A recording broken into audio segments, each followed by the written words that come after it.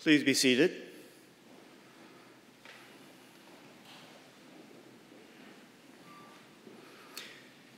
Dean Thomas, Dean Selket, Mr. Pierce, distinguished guests, members of the faculty, members of the 2013 class, ladies and gentlemen. Welcome to the 2013 commencement exercises for the Georgetown Asade Global Executive Masters of Business Administration program. I'm George Liebensfeld, Director of Academic Affairs for Executive Education at the McDonough School of Business, and I'm honored to participate in this ceremony this afternoon. We will begin our ceremony with an invocation delivered by Father Ronald Anton of the Society of Jesus. Following the invocation, Professor Brooks Holtham will read the Georgetown University Charter. Please stand for the invocation.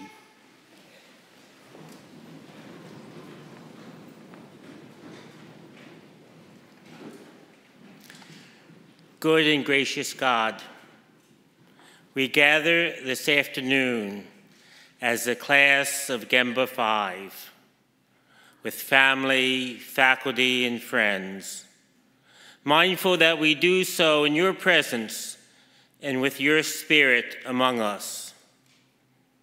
God of all creation, you call on all humankind to be co-creators with you and to participate by our labor in your work of making a world of justice and love.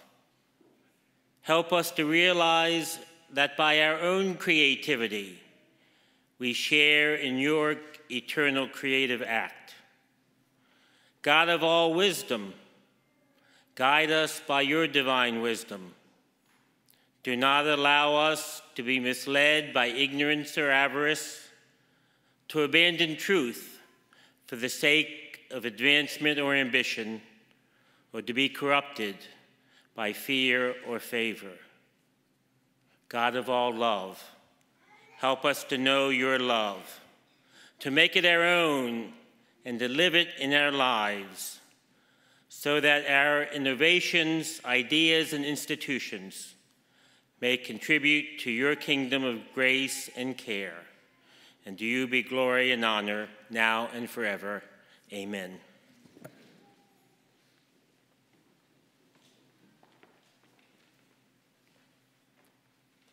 You may be seated.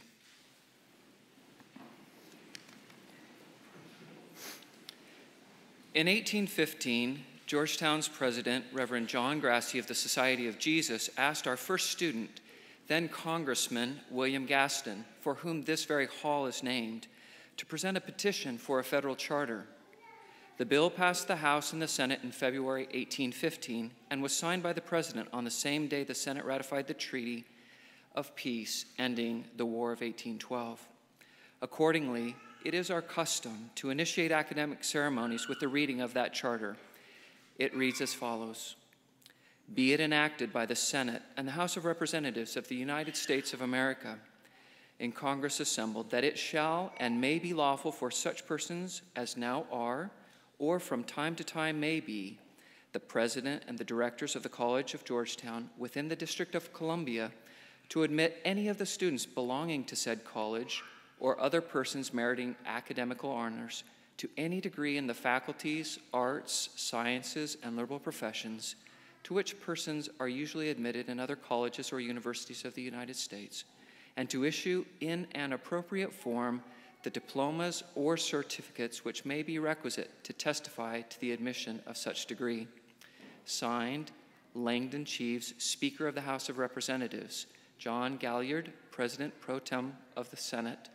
Approved March 1, 1815. James Madison.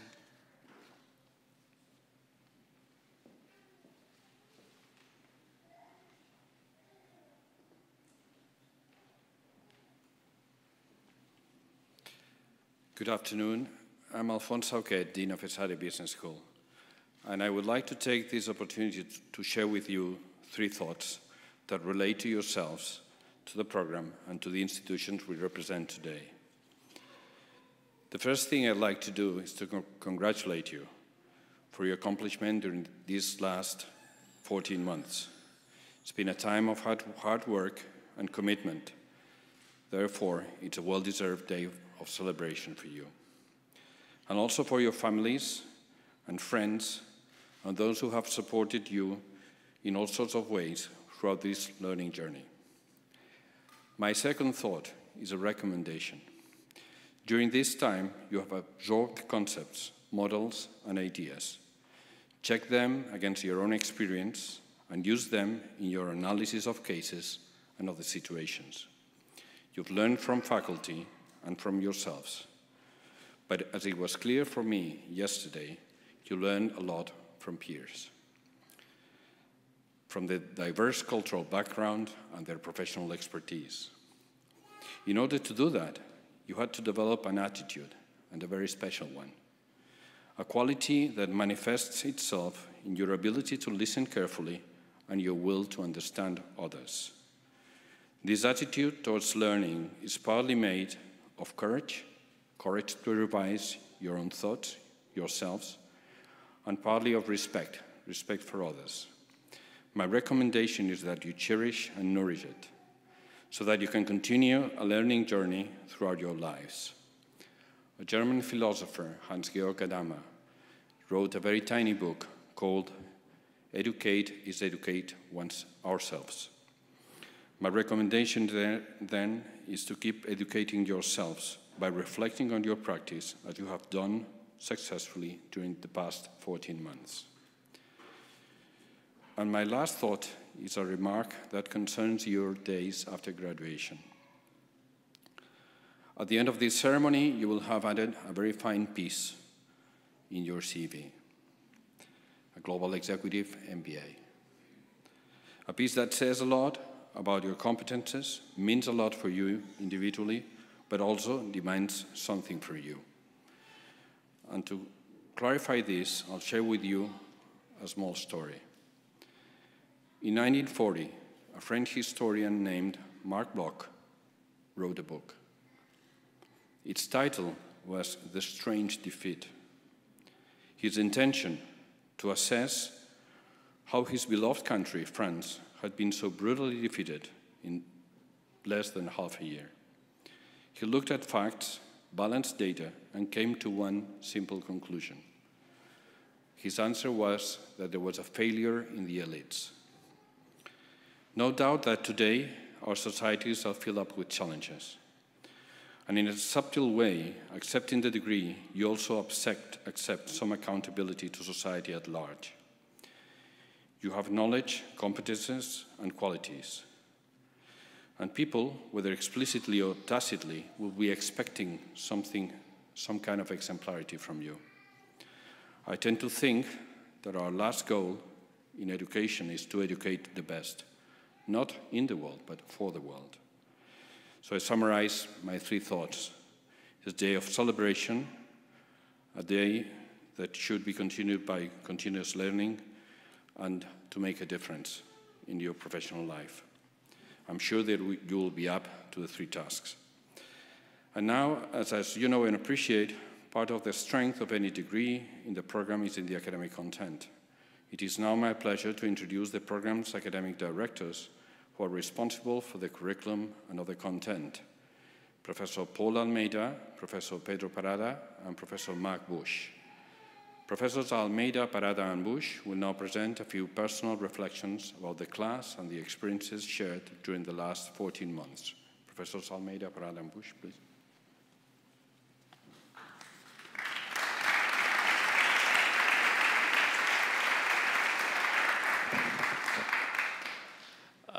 Deans, honored faculty and administration, honored guests, and for the next 30 minutes, students. We'll never let you forget that. When they told Mark, Pedro, and I that we had to say a few words and come forward, we started arguing about what we should do.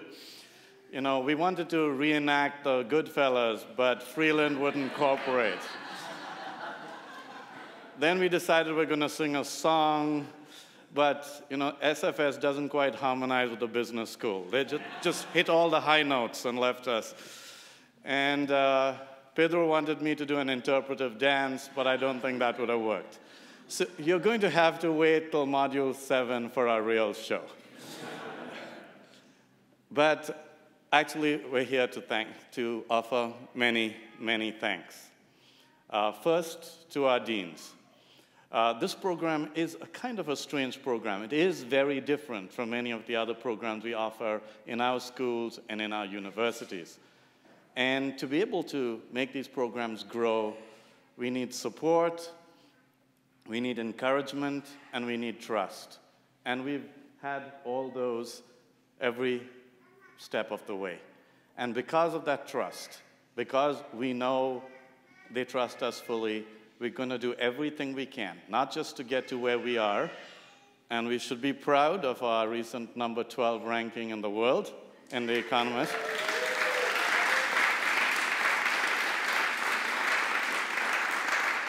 But continuously across time, make it a program, in spite of imitators, a program without peers. And we promise you we're going to do that. You know how wonderful the faculty are, and the administration as well. They make the program. They love to teach, and it's hard to imagine how much they like to teach. No one likes to grade. We all like to teach. And sometimes we even like to give feedback. But I think we all owe our thanks to the wonderful faculty and administration that make this program so good. So thank you all.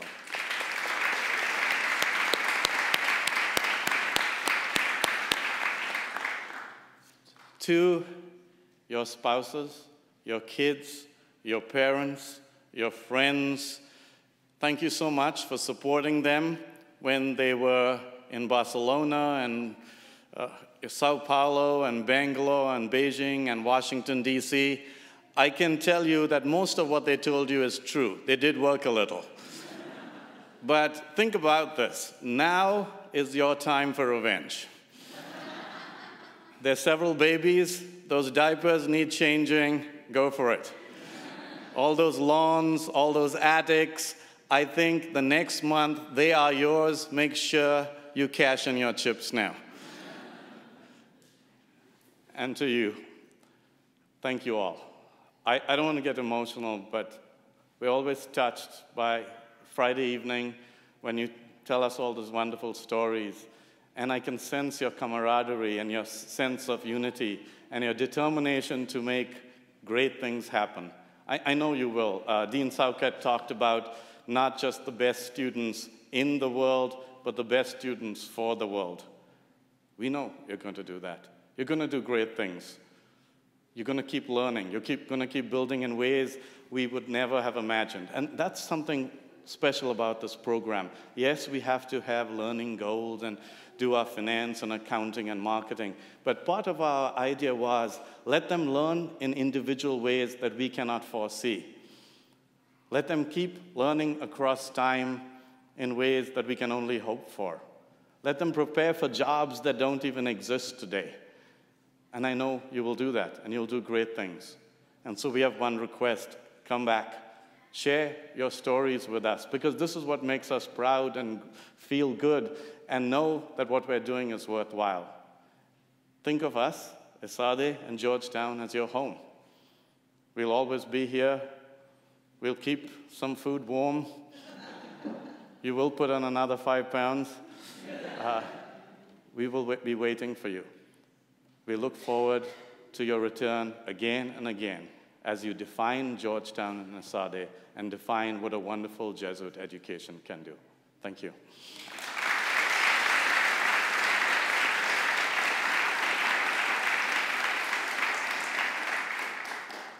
"19 years into my career, and they finally let me speak at commencement."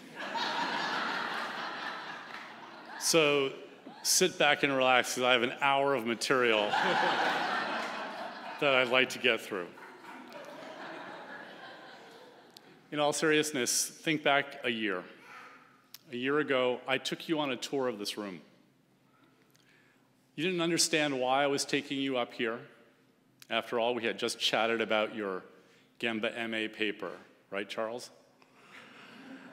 And we came up here, and your reaction was terrific. Some of you walked right up the steps. You walked across the stage. You looked up and you thought, this is Georgetown. Some of you told me you would not walk up onto the stage until this very moment. You said, not until I graduate. You said, I won't get on that stage until I earn it. Everyone ran around this room with their iPads and their iPhones, clicking away, taking pictures, and trying to imagine this very moment. It was as if this would be the crowning achievement of your academic journey with us.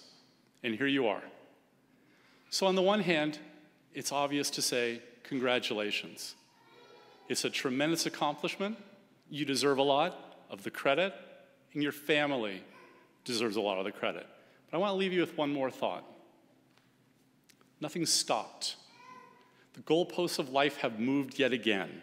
And my offering to you is, earn this room every day. Earn this room every day. It doesn't stop here. Now that you're part of this community, earn this room every day.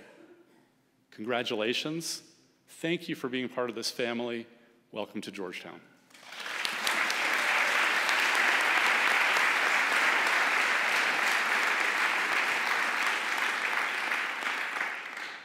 Dear GEMBA 5s, I have to say that Paul and Mark asked me not to speak too much, and especially not too fast, which I'll try. I'll do my best. There's just a couple of things I want to say. First of all, thank you for your commitment, engagement in making this a success and make it work for you. Remember, we can create as much as we can, as best as we can, a good, positive learning environment, but in the end, it's up to you to make this work, and you, with the support of your families, you did it, and thank you for that. Congratulations, because you finished the journey now. It was a complex journey, but a journey where we have seen when you arrived some GEMBA participants of the 5th cohort, and now we see a completely different group, and we see the change, and let me simply say that we are very proud of you, and we will always be. And having said that, I have the immense pleasure to introduce today's speaker for the night, Mr. Manuel Sanchez Ortega, who is the CEO of Abengoa.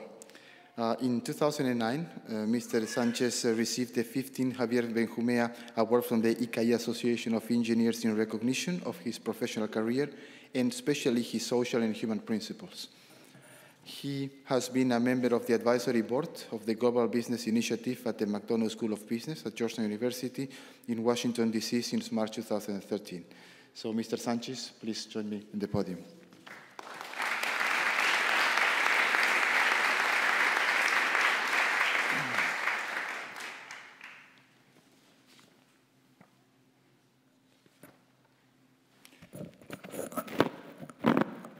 Sorry. Good morning, Dean, Father, professors, ladies and gentlemen. Thank you for giving me the opportunity to be here in such an important day for all of you. First of all, I want to sincerely congratulate all of you, the class of 2013.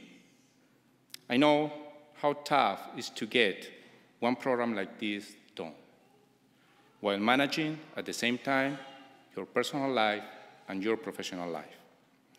I also would like to congratulate your families, because all these months of hard work have been, or would have been impossible without their support, and I know that very well also. And now you have done it. Look at you. You have your MBA. Congratulations. And you are going to do even better at work from now on, because you have a better preparation, because you have more knowledge, because you have improved your skills. There's no question about that. And now it's the time for you to start your new stage in your career. Good for you. You have the right to be proud of yourself, because you belong now to the very small group of people on earth with such level of education, with such level of privilege. If you look into this room right now, you're going to see a lot of MBA people. But don't get it wrong. what you can see here does not represent the world outside. 7 billion people are living in our planet today. How many do you think that hold an MBA degree on their walls?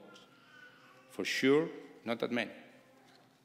So listen, this is a great day for you, but also this is a great day for the world. And you know why?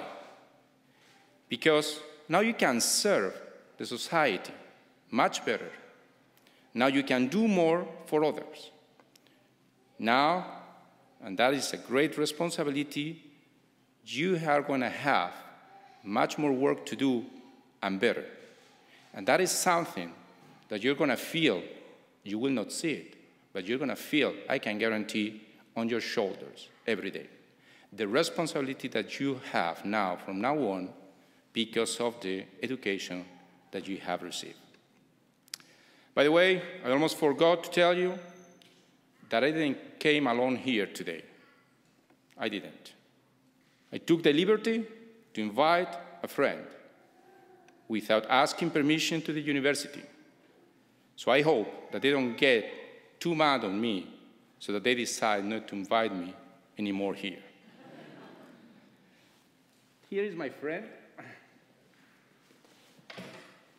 This is my friend. And his name is BH. BH, for now.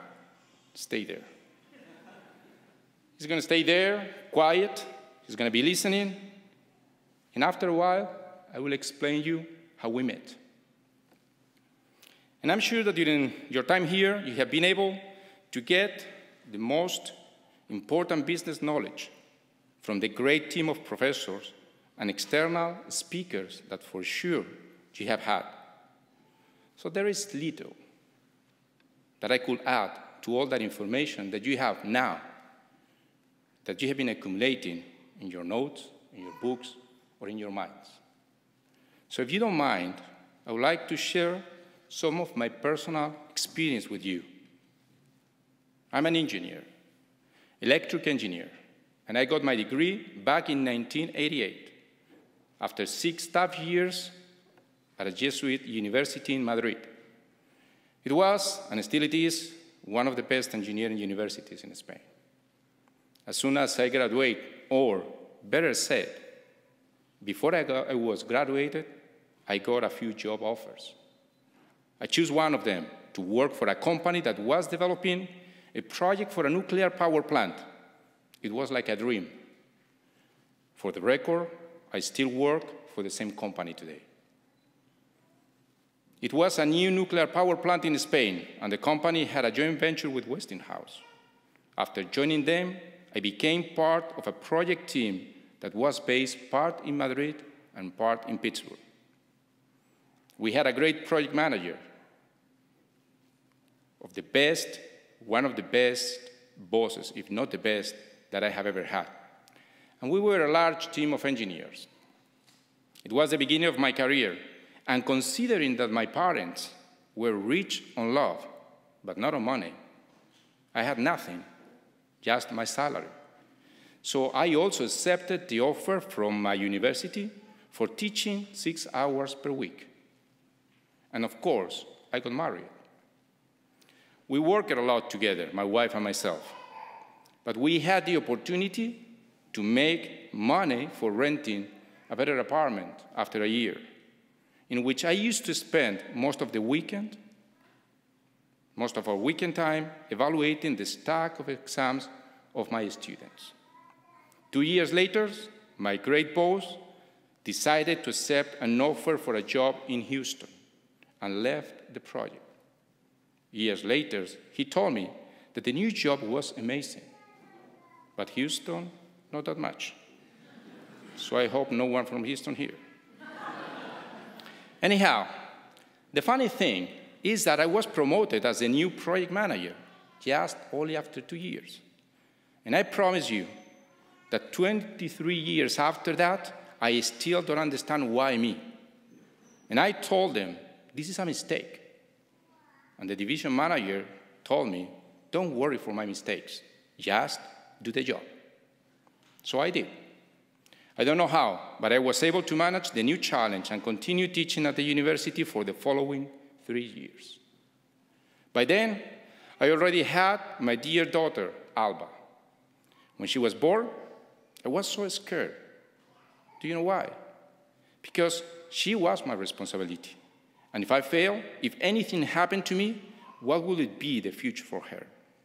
So I knew that I had to work even harder to make sure that I could build a decent future for her, to make sure that she had a chance at life. And I did.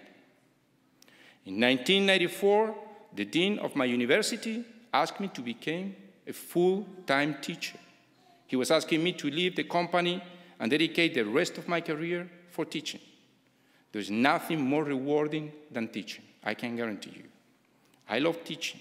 So after 2 weeks of evaluation with my wife, I was ready to accept the offer. I was ready to tell my boss that I was going to leave the company. But he called me first. And he asked me to come to his office, and he offered me to take the position of general manager of our branch office in Mexico. I came back home, and then my wife asked me if I had already told my boss that I was leaving the company. At that time, remember, we didn't have mobile phones, no WhatsApp, no Facebook. So news didn't travel at the speed that they travel today. So she had to wait for me to come back. And I told her, not really. Indeed, I told him that we are leaving to Mexico. And we did. 5 years in Mexico, what an experience. I had to deal with every single area of the company: HR, accounting, treasury, marketing, sales, legal, project development, technology, partners, lobby, all of them. I was having so many new challenges that I decided that it was the perfect time for an executive MBA. And my wife decided that it was the perfect time for our second child, my dear Diego. It was year 2000 by then, and I was considering the possibility of living in Mexico for the rest of my life. The company went from 50 to 500 people.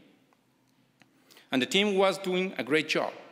So I thought that the best thing that the company could do was to keep me right there in charge. And in addition, my wife and myself, we were very happy living there. But my boss came again. I have to admit that he had a perfect sense to detect when I was getting into the comfort zone. It was during one of the regular visits that he used to pay to Mexico when he told me to come back to Spain and offer me the position of CEO of one of the 5 divisions of the corporation. And what did I say? Of course, I said yes. There were so many things to do that I didn't know which one to start with.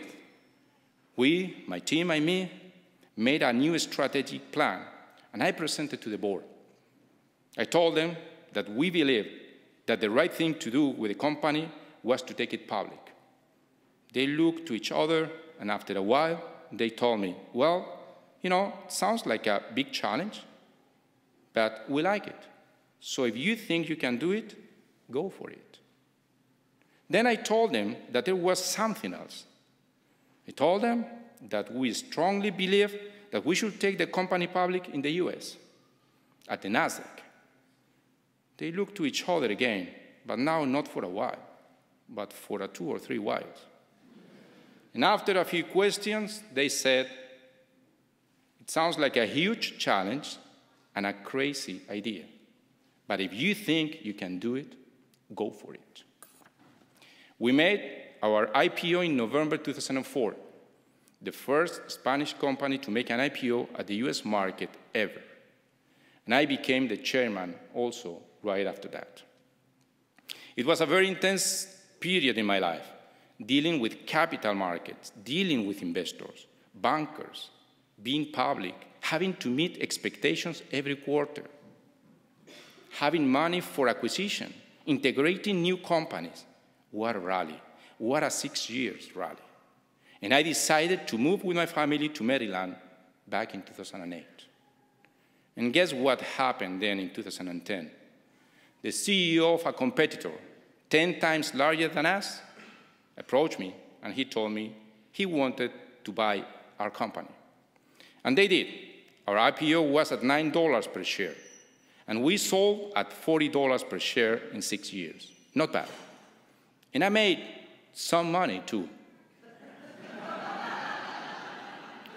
More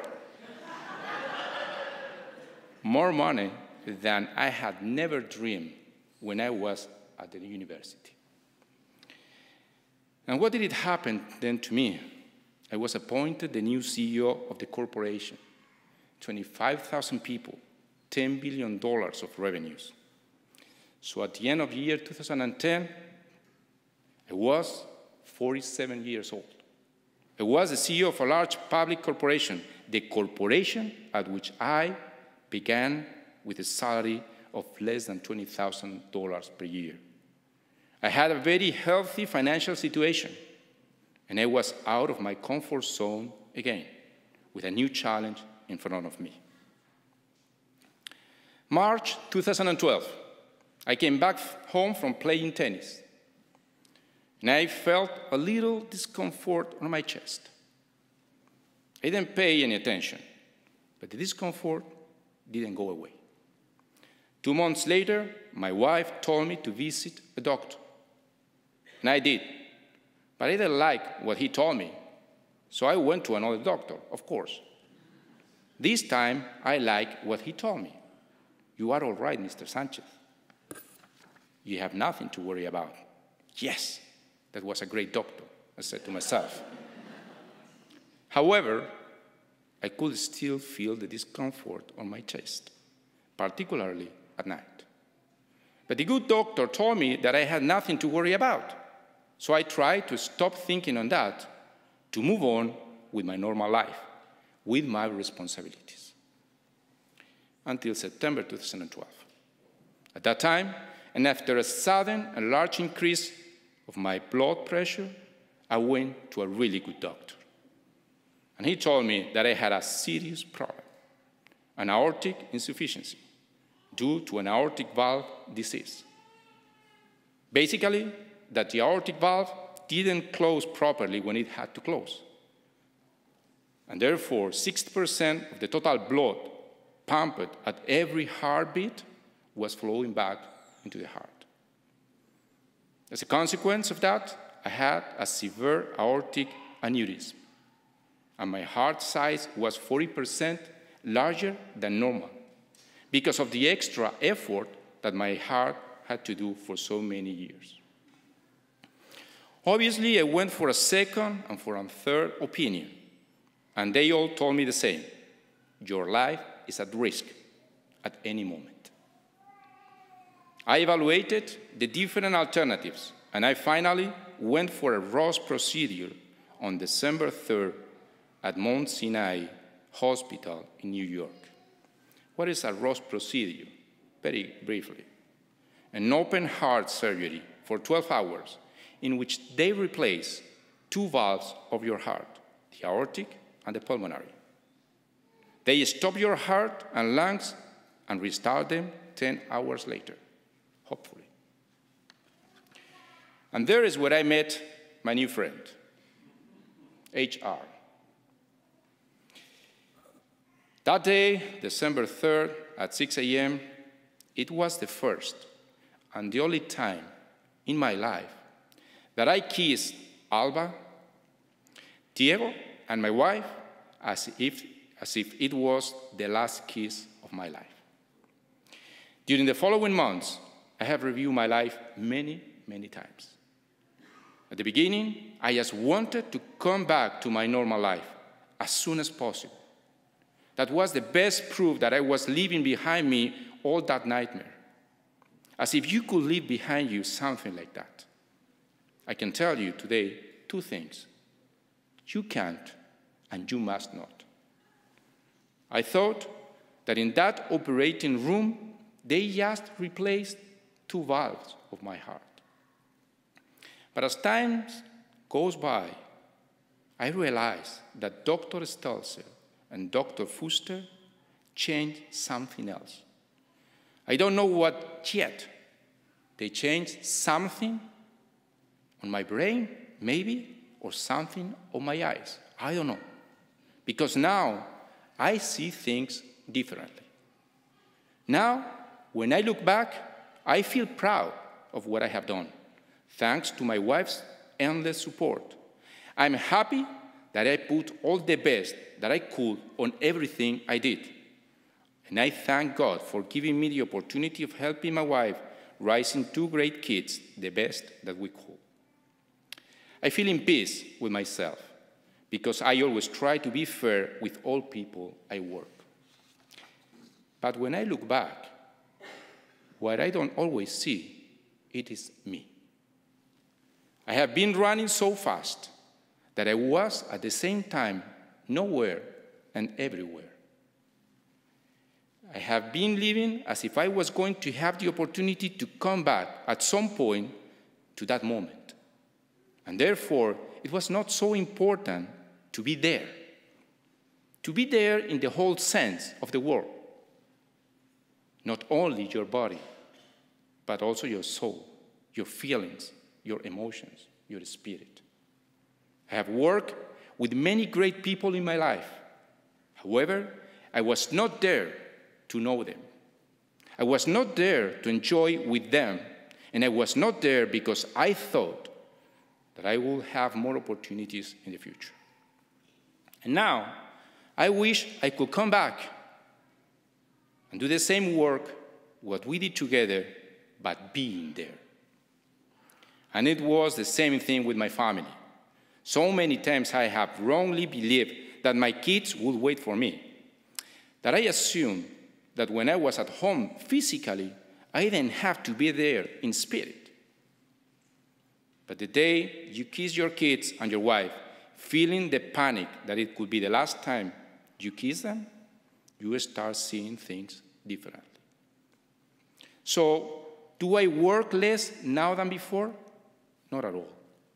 I work the same, with the same commitment, with the same responsibility. But now, I am there.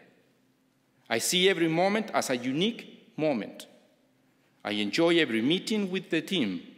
I enjoy every trip with my college. I celebrate more simple things and do not wait for the big things to celebrate.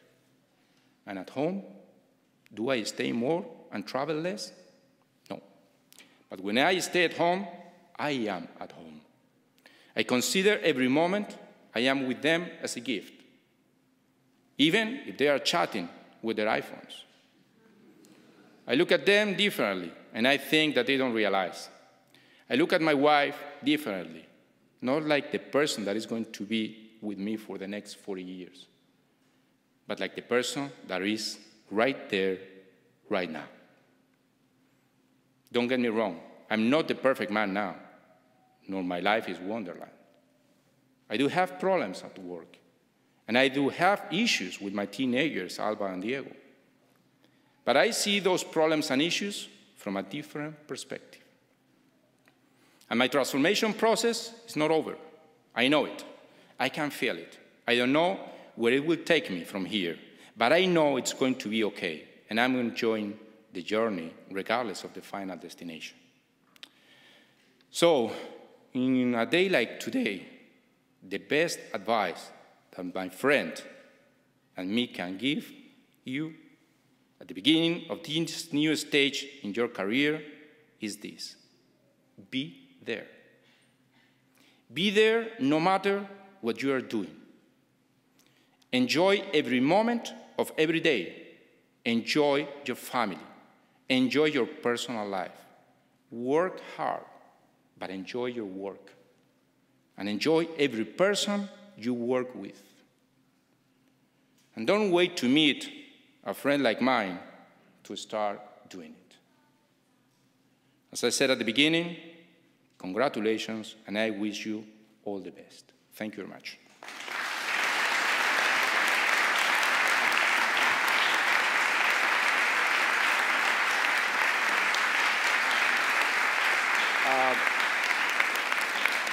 Mr. Sanchez.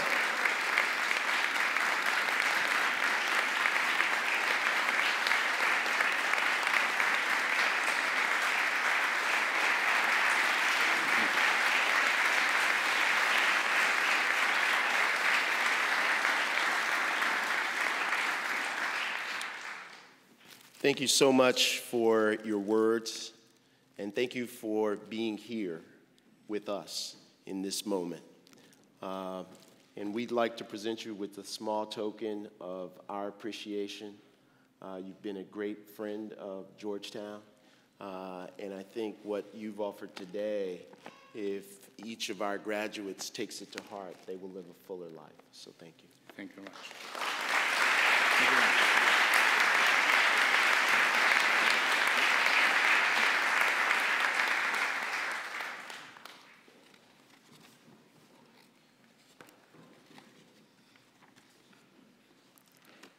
Thank you, Mr. Sanchez, for sharing your thoughts with us today.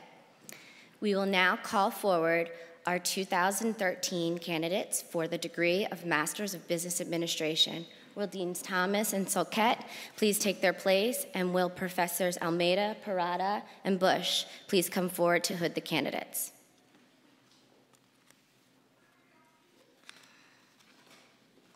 I will now call forth the individual students. Will the first row please come forward? Please hold your applause until all students have returned to their seats.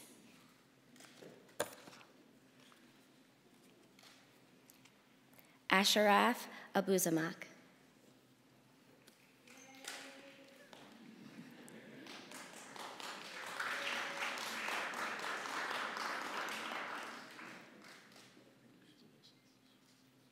Philip Backus.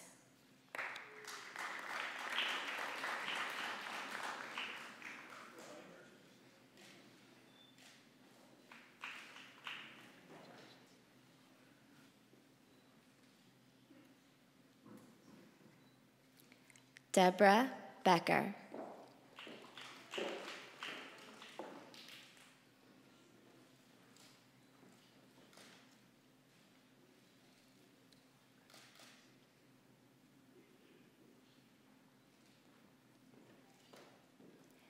Elena Bonametti.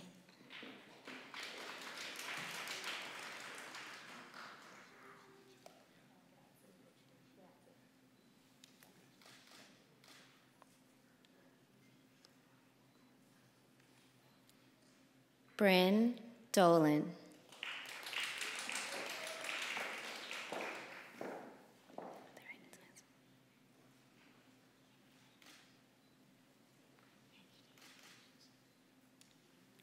Cesar Colore Parker.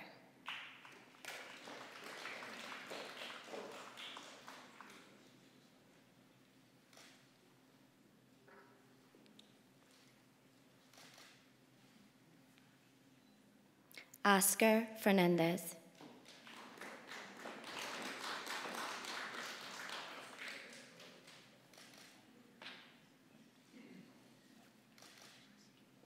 Salvador Garza.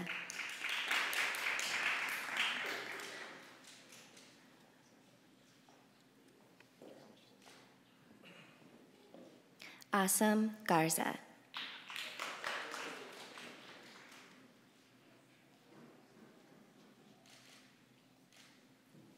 Tina Gulati.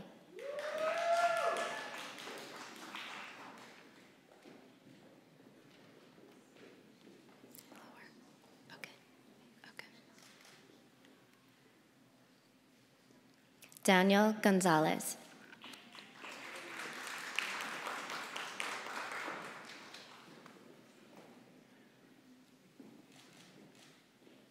Jason Grove.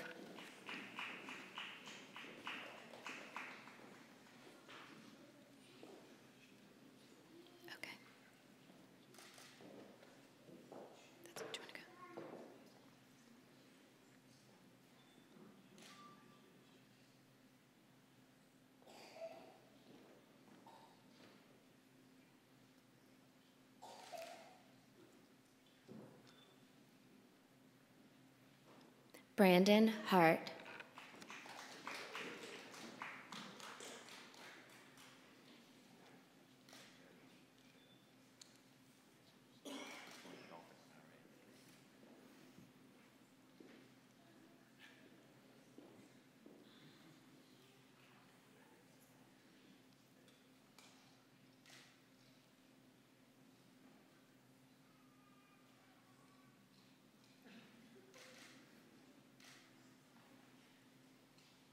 Eddie Sang Kyung Hung.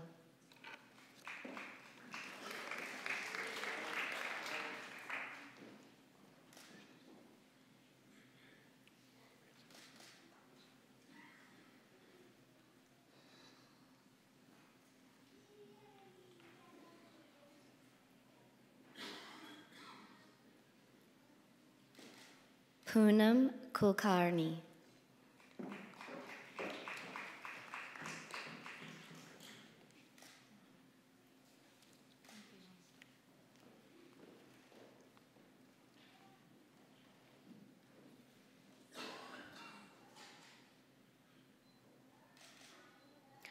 Paulo Lima.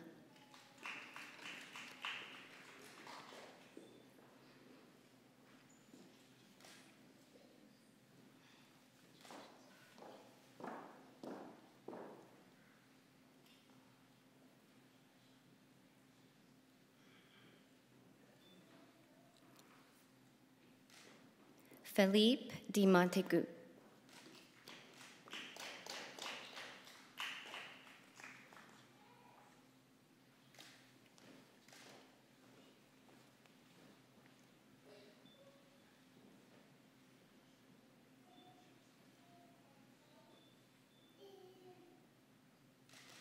Gabriela Morales.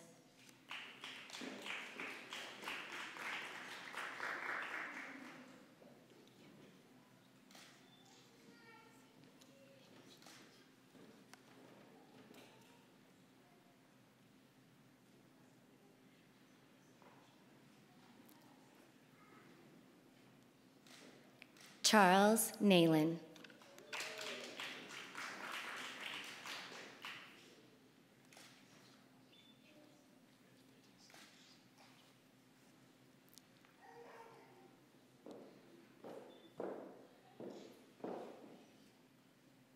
Mushabe William Ngove.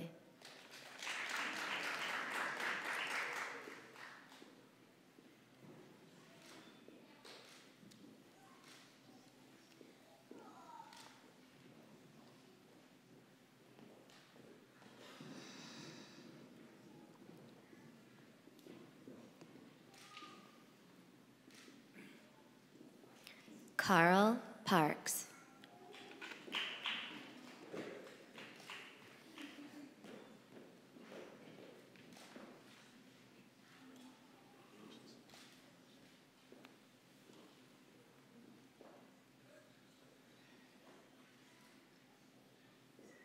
Jeffrey Mark Perkins.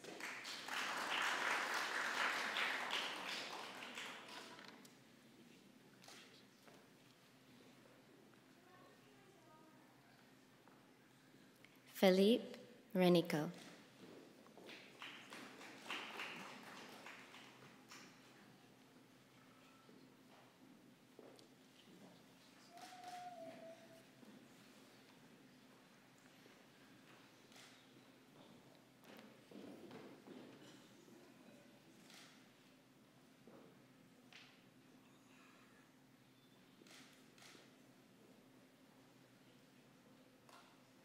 Janelle Sabo.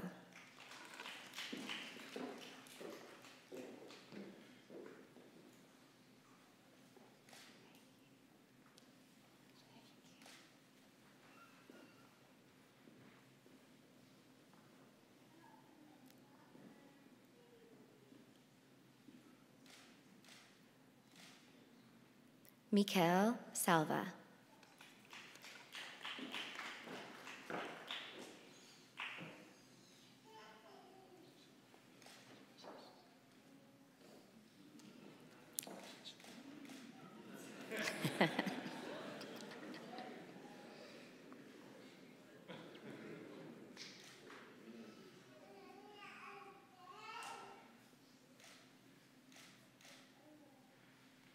Elizabeth Scallon.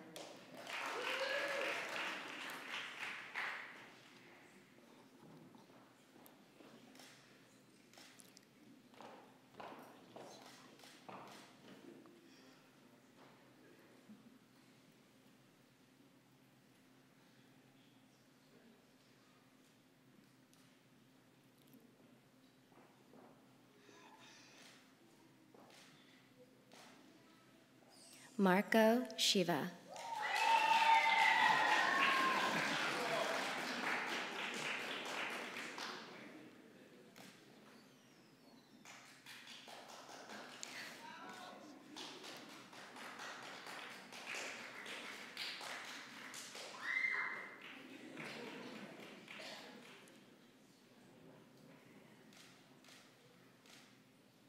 Catherine Farrington Sullivan.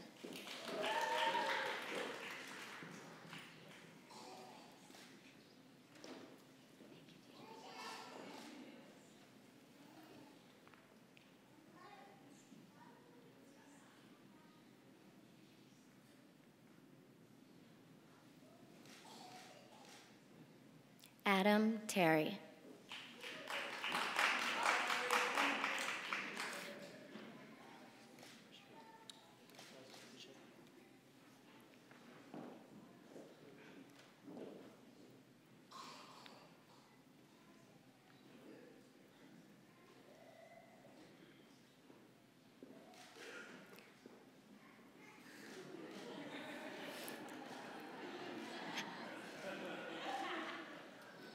Clive Thomas.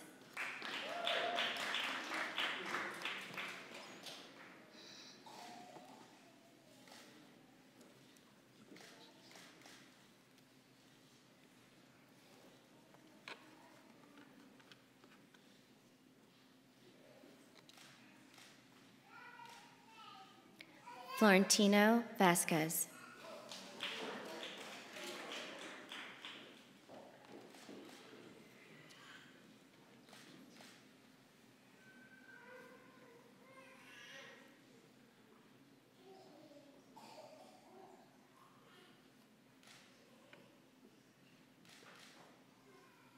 Clifford Webster.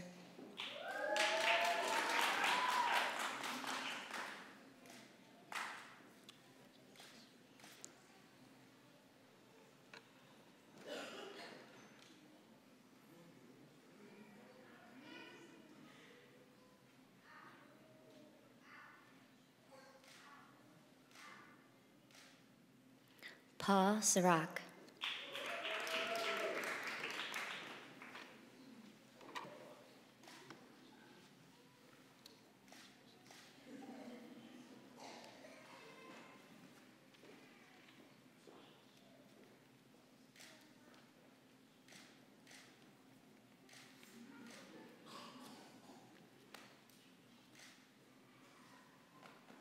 Deans Thomas and Solquette as the Assistant Dean of Executive Degree Programs in McDonough School of Business at Georgetown University, and on behalf of my colleagues at ASADE, I have the honor to present to you the candidates for the degree of Masters of Business Administration. When the candidates...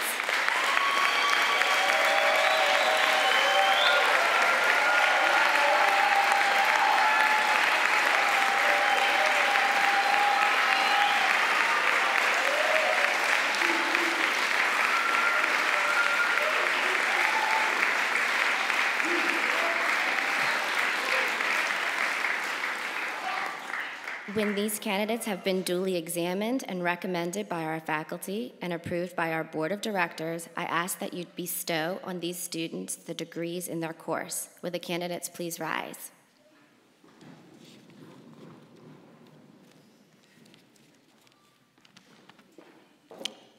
By virtue of the authority vested in me by the Congress of the United States and by the President and Board of Directors of Georgetown University, I officially confer upon the recommended candidates the degree of Master of Business Administration.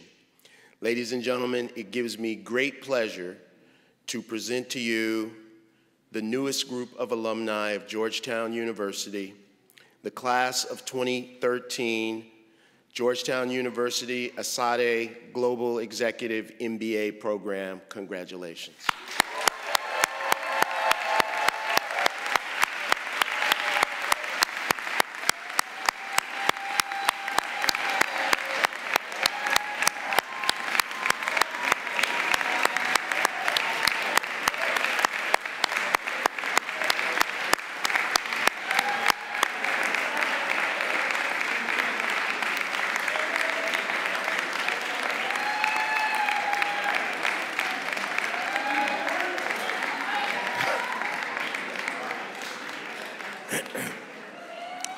And now, ladies and gentlemen of the class of 2013, please stand.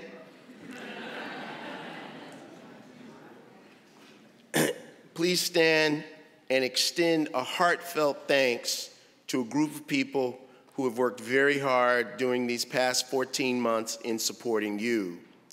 Would you please applaud the parents, spouses, children, family, and friends assembled here?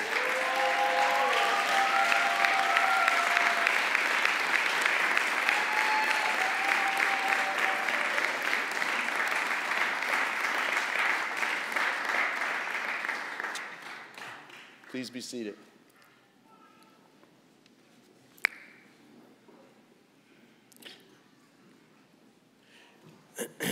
At this moment, as Dean of the McDonough School of Business, I'm afforded the opportunity to say a few parting words. I am motivated to be brief today, if for no other reason than I think that Mr. Sanchez said all there is to be said, if you want to take away a message from today. I'll just say a couple of things. First, I want to say that it's an honor to stand here before you and those who have supported you on this journey. You embody so much of what is at the leading edge of our quest at Georgetown's McDonough School of Business and ASADE to be the preeminent destinations for global business education. As well, you've shown individually and collectively an aptitude and desire to use your business skills to serve business and society. An example of that was brought to my attention was the work that you did in India, where you created a microloan program to enable entrepreneurs to advance their efforts with an understanding that that work wasn't simply about building businesses or enriching individuals, but about building strong communities, that it is about service. You've also been global at home. By global at home, what I mean is that you've taken the experiences of being together beyond the classroom or beyond the particular modules in the particular parts of the world that you've been. You've even been innovative.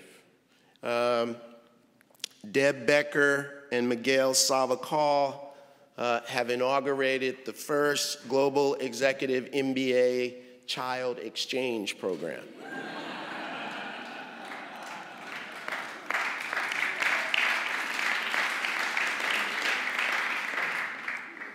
Where they allowed or encouraged, I'm not sure which, their offspring to go to each other's homes. That's about taking the experience that you began here and making yourselves global at home. Global in the way we see the world and what we see is important in terms of preparing those behind us, the young people in the world, for the world that they will inherit. So you are exemplars in so many ways. And at the same time, you've been able to be prolific and productive in your private lives. I think you've had about 4 babies arrive or babies on the way. A number of you have already started to march toward your ambitions and changed your positions. But my greatest hope is that each of you has in some way been transformed.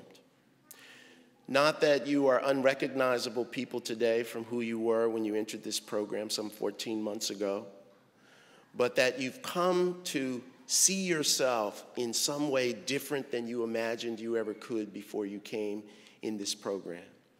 And in particular, I hope that what you see differently, and if not differently, then more ambitiously, is the impact and the difference that you can make in the world. I leave you with a few thoughts. The first is that You are taking leadership at a time of both turbulence and opportunity in the world. And in my view, the leadership that is needed in this world right now is very much represented in what you've experienced in the last 14 months. The choice for you is whether you will commit to making that difference. We know that you are prepared. The choice of commitment is yours. And you will need to make it every day. You will need to make it every day. And from what I've heard of this class, I have little doubt that you will take up that challenge and meet it and not betray it. So with that, I want to again welcome you as alumni of Georgetown and ASADE graduate Global Executive MBA program, and not stand in the way of the reception that will follow. So with that, I will turn it back over to Assistant Dean Lonnie Smith.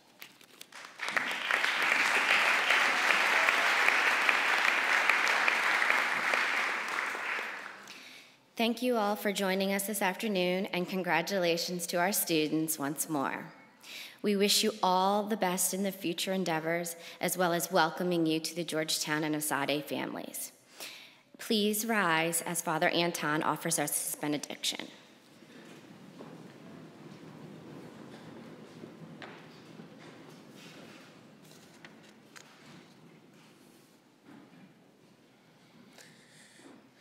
Good and gracious God, we ask your blessing upon each and every member of the Georgetown ASADE Global Executive MBA 5 class. Gracious God, grant them courage. Courage to continue to support and care for one another when all goes well and in times of challenge, as they have done these past 14 months. And to live in solidarity with all peoples, especially the poor and vulnerable, the innocent and defenseless. Courage to make a difference in their homes, workplaces, and world, never tiring of working for a more just world. Courage to love all whom you will bring into their lives with the merciful and luxurious love of God. Help them, Lord, to imagine the leaders they can be, leaders who seek and find how to serve, leaders who know that the true purpose of wealth is reckless generosity, and the true purpose of the skills and talents they have learned in this program is to create a world of kindness and justice. Leaders who will bring creation you began to completion, and your kingdom a reality here on earth as it is in heaven. Amen.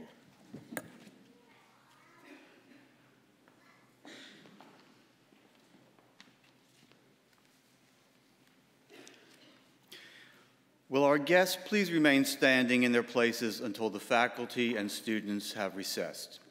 We ask that the members of the class proceed directly to the front stairs of Healy Hall for class photos, while the members of the platform party and guests proceed to Copley Hall for the celebratory reception, to which all are invited. Family and friends should follow the academic procession. The 2013 commencement exercises are now officially closed.